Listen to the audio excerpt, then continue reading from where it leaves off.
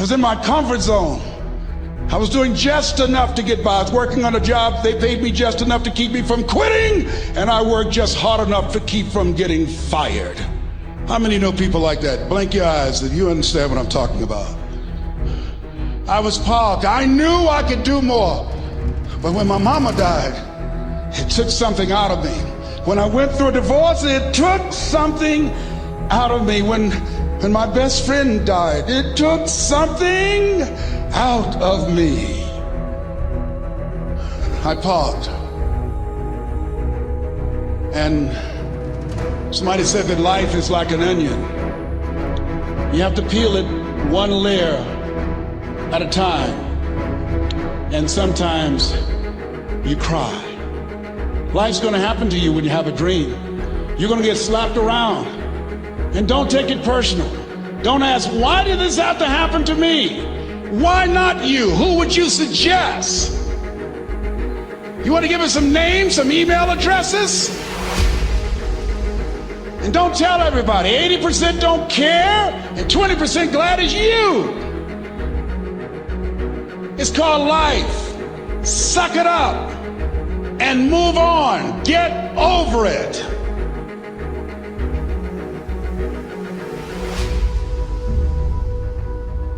It happens to everybody. Here's the other thing: as you look at your goals and look at your dreams, when you're going through some stuff, repeat out to me, please. When things go wrong, don't go with them. Yes, write that down. When things go wrong, don't go with them. When you're working on a business deal, you're counting on some money. Someone said you will get the loan, and it falls through. You have an event, and the people that you thought would be there and support you, they don't come through, or someone turns against you, or you get ripped off. It's going to happen to you. Happened to me. Someone stole all my products, my database, over 180,000 names and addresses. It's not personal. It's going to happen to everybody. It does. 8 out of 10 millionaires have been financially bankrupt. Walt Disney had he filed bankruptcy 7 times and had 2 nervous breakdowns. It's called life. But I got a saying: when life knocks you down, try and land on your back, because if you can look up, you can get up. You've got the power in you to do that. You've got something special. You've got comeback power. Here's the other thing. Let us say together, it's possible. It's necessary. It's me. Yes, write that down. It's me. Take ownership for your life. Nobody can live your dream for you but you. Nobody's going to take care of your business like you. Stop coming up with excuses. Don't give yourself permission to continue to live a small life. You can't fit a big dream into a small life. Give yourself permission to go for it, to test yourself, to challenge yourself, to live full. I like the saying, always strive to get on top in life, because it's the bottom that's overcrowded. The reason you're here is because there's something in you that says, I can do more. This just can't be it. There's something in you. There's a calling on your life. There's something in your heart that caused you to get dressed and spend the money to go to seminar after seminar and listen to message after message and speaker after speaker. Because there's something in you that tells you this is not it for you. You have not peaked here. There's more in you that you are expressing. Eye has not seen, ear has not heard, nor has entered the heart of mankind what's in store for you if you challenge yourself, if you persist and persevere, if you take ownership for your life. George Bernard Shaw said the people that make it in this life, they look around for the circumstances that they want, and if they can't find them, they create them. Create what you want. You have the power in you to do more than you can ever begin to imagine, to control your destiny, to make a difference in our children, to make a difference on the planet, to make an impact. Let us say together, it's me. And let us say together, it's hard. Say it like you know it. Say, it's hard. Ladies and gentlemen, it's hard. There are people who have seen their retirements taken away from them by the corporations that they work for. They were within 2 or 3 years of retiring, and they had it taken from them. The number one entrepreneurs in this country now are senior citizens. The number one employer, number two, McDonald's and Walmart. And there's nothing wrong with those jobs. I guarantee you those people did not have a plan to end up living their lives at the end of life with those types of jobs. And they didn't have a plan like you have, and while you're investing in yourself, not to. And it's hard. There are people making choices between purchasing prescription drugs or paying for gas or a mortgage note. It's hard when you're working on a job for 20 years, 30 years, give them some good years, and then they come in and tell you, we've downsized. In other words, you're fired.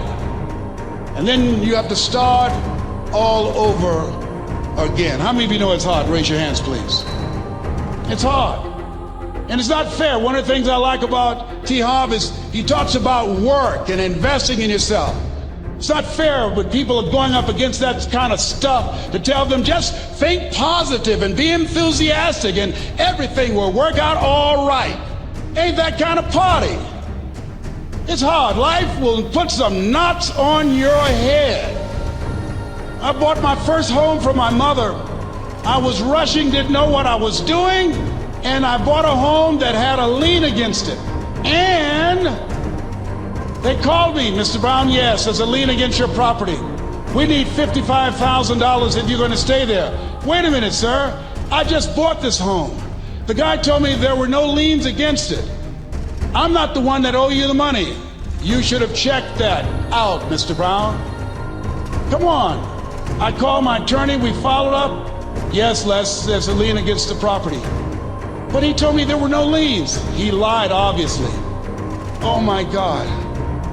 He told me he wanted to help me because he admired the fact that I was buying this home for my mother and that he was adopted, and he identified with me. Les, he suckered you. He played you, man. So what? Well, would they take payment arrangements? What about $5,000 a month? They want all the money, Les. They want all the money, or you're going to have to get out. The house is going up for sheriff's sale. Do you have it? No, I don't have them. Can they give me some time? Tell them to give me 3 months, please. Give me 3 months. My mother's in her 70s, man. She has a bad heart. Don't do this to me. This is my dream. Don't do this, man. Please, let me talk to them. Les, I'm talking to their attorney. They don't want to talk to you. I've got to talk to their attorneys. Do you have the money? No. Will they give me 3 months? No. What about 2 months? No, Les. They want the money in 7 days. Oh, my God. Let me call you back. I'm not sure. And I walked the floors thinking, God, how could this happen to me? I got to figure this out, I got to figure this out. And it seemed like the days are just ticking off, ticking off. Thursday, I had to call them and let them know. They called me, Les, do you have the money? No, I don't. Friday, you have to leave. The sheriff will be there. You're gonna have to leave, Les. They're gonna take my house. What about my down payment? You lost it, Les. You lost it. Okay, I gotta go, yes. I prayed, Lord, please, if you show me that you're real, if you're really real, you think Paul worked for you, you haven't seen anything. Don't let me lose this house and watch what I'll do for you. I was trying to cut a deal. Have you ever tried to cut a deal? It's amazing how spiritual you get when you get in trouble, you know what I mean? When I was diagnosed with prostate cancer, I was going to bed with the Bible and the Holy Quran and Science of Mind and Joel Goldsmith, everything I could find. I was praying to Jesus, Yahweh, Melchizedek, everybody. I was calling on everybody.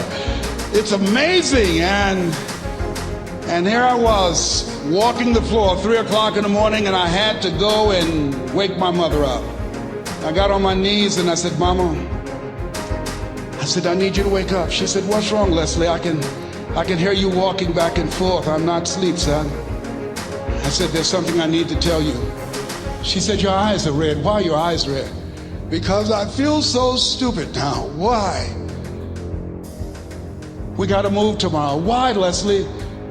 There's a lien against the property and they want $55,000 and I don't have it. And we're going to be set out tomorrow. We have to go back to Liberty City. So she said, it's okay. I don't like this house anyhow. I said, why? She said, because of my arthritic knees, it hurts my knees when I go up the steps. I said, why didn't you tell me? Because you were so happy. I just said it because you were happy. I'll live in a shack with you, boy. I love you. It's not the house. I love you. I love all my children. I said, thank you, Mama. Thank you. And the next day when we were in the truck going back to Liberty City and we pulled down 68th Terrace, the neighbors came out and said, wow, Mamie, y'all coming back? Are you back? Yes. What happened to the home your boy bought for you? Those boys you adopted. Leslie didn't do a title search. He made a mistake. And boy, I was so humiliated. How many ever made a mistake that you were just humiliated? Raise your hands.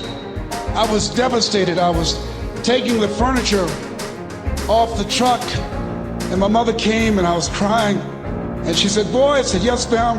She said, hold your head up. I said, Mama, I can't. She said, hold your head up. I said, why? Look what I've done. She said, it's okay. It's okay. You are going to make a lot of mistakes in life, young man. You're going to fail your way to success.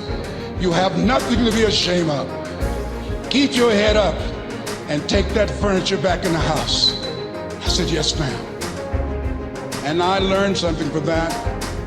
If you ever go through something, hold your head up.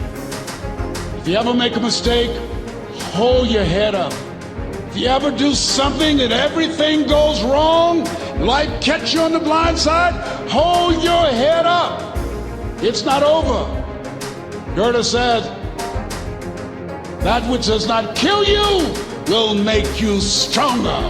Hold your head up. Shake someone's hand on your right and left and say, hold your head up.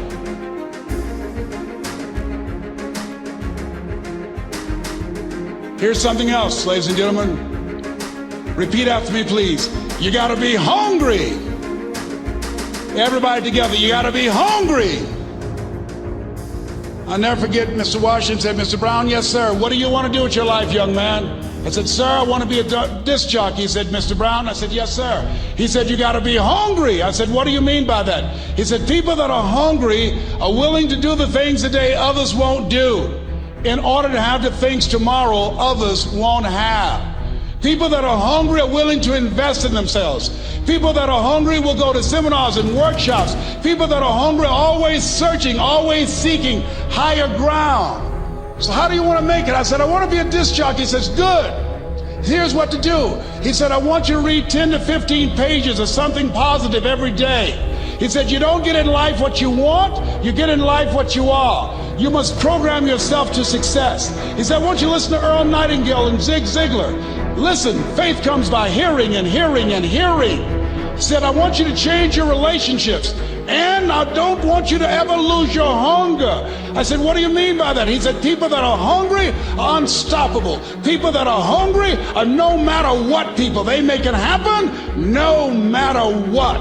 He said, I want you to listen to Paul Harvey. Who is he? He's the world's greatest communicator.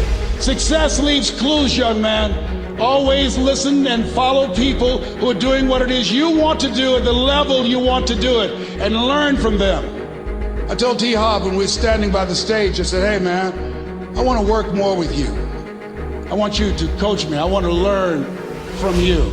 See, I found you're never too old to learn and you're never too young to teach. Always have a thirst for learning. So I listened to Paul Harvey every day on the radio. While in school, I would go out and listen in his car. He gave me his keys. I was working to develop myself. And I continued to listen to motivational messages, and he would take me to see the late Dr. Norman Vincent Peale, who wrote the book, The Power of Positive Thinking. I toured with him before he passed. You You have something special. You have greatness within you. Don't allow your circumstances to determine who you are. Don't allow your negative thoughts to hold you back. You have something special. You can do more than you can ever begin to imagine. Dr. Peel was an incredible man. I admired him when he spoke. He gave me goosebumps. I can feel him in my heart. And I never forget, we were coming back to the school and Mr. Washington said, Mr. Brown, yes, sir. When Dr. Peel spoke, you didn't move. When he spoke, you were hanging on every word. When he spoke, we didn't have to tell you to sit down and be quiet. Why? I said, sir, I could feel him when he talked. I felt like he was talking to me, sir. He said, he was. I said, but he doesn't know me, but he was speaking to you. Did you feel him in your heart? I said, yes, sir. He said, most people feel him in their head. If you felt him in your heart, he said, listen to him, son. Follow him, learn from him. And I would go to seminars and workshops. Anywhere I would find where Dr. Peel was, I would be in the audience. I would drive 200 and 300 miles just to hear him speak. And my dream and vision was to share the stage with him. I thought about it. What is your goal? What is your vision? I want you to hold it in mind. There's some power in that, because when I became involved in speaking, I never forget, I got a call from Og Mandino, who wrote the book, The Greatest Salesman in the World. He said, Les, I'm stuck in Philadelphia. I need to be in Kankakee. Dr. Norman Vincent Peale is appearing. I can't make it. I heard you're in Chicago. I said, yes, I am. Can you go and open for me? I said, yes, man. Oh, my God. Dr. Peale, I said, yes, I'd love to do it. And I went there and I came. I said, hi, I'm Les Brown. He said, you're not the band of renown? I said, no, I'm Mrs. Mamie Brown's baby boy. I'm here to speak. He said, come backstage. And his wife, Martha, was there. And she said, Papa, Les Brown is here, the speaker. And he said, Les Brown, shoot for the moon. Because even if you miss, you'll land among the stars. I said, sir, that's my quote. I wrote you when I was in the 11th grade. I was a part of a special education class project. That's my quote. He said, I know. I end all my speeches with that quote. And Dr. Peel had a great sense of humor. A young man was backstage, and I had so many questions to ask him, and my mind froze up, and the young guy said, Dr. Peel, how old are you? And he was up in age. He said, Sonny, I'm 92. The young man looked at him and said, I don't know if I want to live to get 92. He said, that's because you've never been 91. So I did the things that Mr. Washington suggested. I listened to motivational tapes on a regular basis. I would go to seminars and workshops whenever Zig Ziglar and Dr. Dennis Wagley and Jim Rohn would come to town. And I said, sir, what do you want me to do now? He said, Mr. Brown, I've given you everything that I can give you. He said, develop your mind, put your money where your mouth is, continue to learn how to be an effective communicator, because once you open your mouth, you tell the world who you are. And always surround yourself with OQP, only quality people. So I went to apply for a job on Miami Beach, WMBM radio station. Milton Butterball Smith was the program director. Hello, Mr. Butterball. How are you, sir? My name is Les Brown, sir. I'd like to be a disc jockey. He said, young man, you have any journalism in your background? I said, well, no, sir, I don't. You have any experience in broadcasting? I said, no, sir, but I practice all the time, sir. Let me audition for you, sir. Let me show you how good I am. All I need is a shot, sir. He says, no, we don't have any job for you. How many ever been rejected? Raise your hands, please. I was devastated. I went back and I told Mr. Washington, I said, Mr. Washington, they said no. He said, don't take it personally. Most people are so negative, they have to say no 7 times before they say yes. He said, you gotta be hungry. Know your vitamin. Go back again. I said, yes, sir. Hello, Mr. Butterball. How are you, sir? My name is Les Brown, sir. I like to be a disc jockey. Young man, weren't you here yesterday? Yes, sir, I was. Didn't I tell you no yesterday? Yes, sir, you did. Then why are you back today? Well, sir, I didn't know whether or not somebody was laid off or somebody was fired, sir. Nobody was laid off or fired. Now, get on out of here.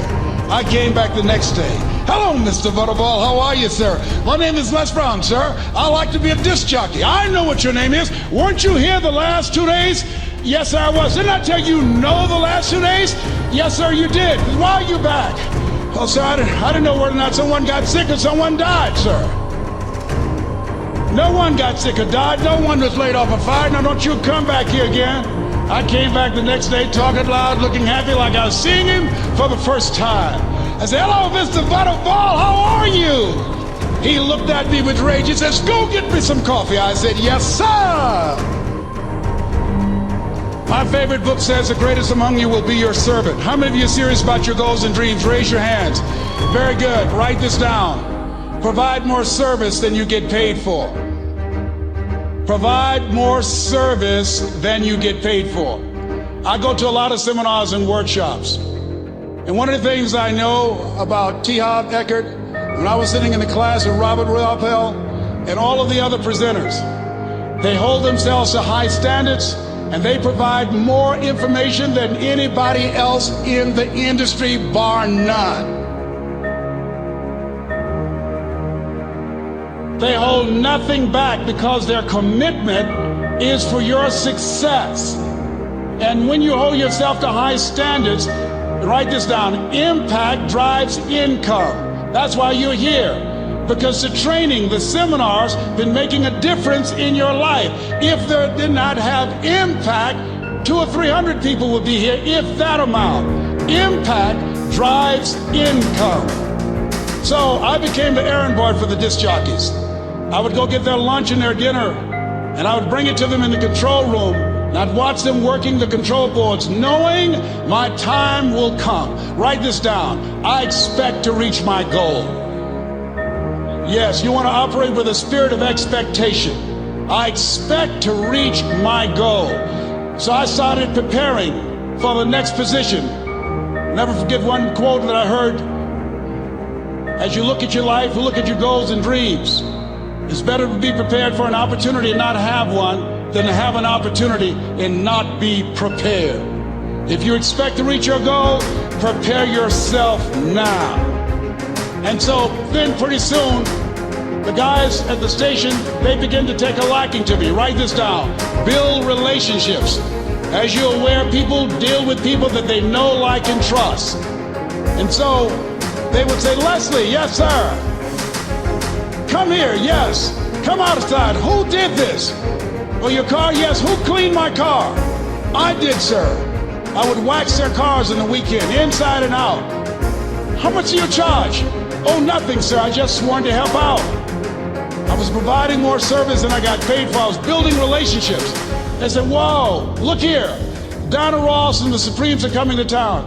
The Four Tops and the Temptations. Here are my car keys. Pick them up for me. Take them to the Fontainebleau Hotel on Miami Beach. I said, yes, sir. I would drive them all over Miami Beach in the big, long Cadillacs. I didn't have any driver's license, but I was driving like I had some. Then one day, it was a Saturday afternoon. A disc jockey by the name of Rockin' Roger was drinking while he was on the air. It was a Saturday afternoon, and I was the only one there. Rockin' Roger got so drunk, he could not complete the show. He started slurring his words. He's about to fall off the chair. And there I was, looking at him through the control room window, walking back and forth, young, ready, and hungry. I was saying, drink, Rock, drink. Drink, Rock. I'd have gone and get him some more if he'd asked me to. Then pretty soon the phone rang. It was the general manager, and I answered the phone. I said, hello? He said, young boy, this is Mr. Klein. I said, I know. He said, Rock can't finish his program. I said, I know. He said, would you call one of the other DJs in? I said, yes, sir. I said to myself, he must think I'm crazy. I called my mom and my girlfriend, Cassandra, said, y'all come out on the front porch and turn up the radio. I'm about to come on the air.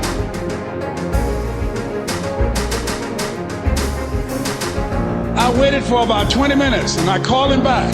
I said, Mr. Klein, I can't find nobody. He said, young boy, you know how to work the controls? I said, yes, sir. He said, go in there and segue the records, but don't say nothing here. I said, yes, sir. I couldn't wait to get old Rock out of the way. I put on a fast record. I said, look out, this is me, LB Triple P. Les Brown, your platter playing papa. There were none before me and there will be none after me. Therefore, that makes me the one and only. Young and single and love Domingo, certified, bona fide, indubitably qualified to bring you satisfaction and a whole lot of action. Look out, baby, I'm your love man. I was hungry. I was hungry. Get old man a round of applause. I was hungry. I was hungry. You got to be hungry. Shake someone's hand on your right and left all around you and say, you got to be hungry. You got to be hungry. To get those dreams out of your head and step into your greatness, you got to be hungry. To get those ideas, that talent, that gift out of your system, you got to be hungry. To get up off the canvas of life and understand what Willie Jolly meant, that a setback is a setup for a comeback. You got to be hungry. People that are hungry are willing to do the things today others won't do in order to have the things tomorrow others won't have. How many of you got value out of what you've heard thus far? Raise your hands, please. Very good. I'd like to leave this with you. I don't know what your goals are. I don't know what you want to do. Here's what I know about you. You have greatness within you. Here's what I know about you. I can help you to live full and to die empty. I can show you what I've learned. If anybody told me that I would be doing what I'm doing now, I leave here today, I go to New Orleans and speak there, then I'll be flown to Barcelona. If anybody told me, given my circumstances, born in an abandoned building on a poor section of Miami, Florida, called Liberty City, if both my birth parents stood up and said, hello, son, I would not know either one. Being labeled educable, mentally retarded, put back from the 5th grade to the 4th grade, failed again when I was in the 8th grade, no college training. Anybody told me the principles that I would teach you, that they would have the impact that it has had on my life. This Les Brown that you see, I did not know he existed. And I tell you that you have greatness within you. You have the ability to do more than you can ever begin to imagine. Come into the room with me, and I guarantee you your life will never be the same again. I like to leave this with you. I don't know what your goals are.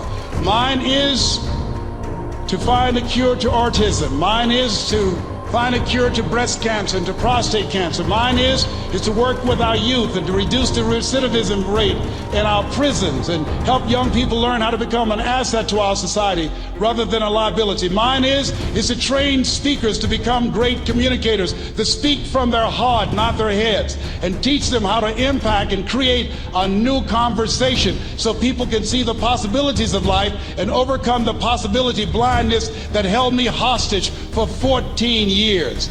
I don't know what your goals are, but here's what I know about you, and I don't know you. You've got greatness within you. And I like to leave this with you, something my mother used to love to hear me say. Leslie, yes ma'am, mama. Say that thing for me, boy, that makes me feel good.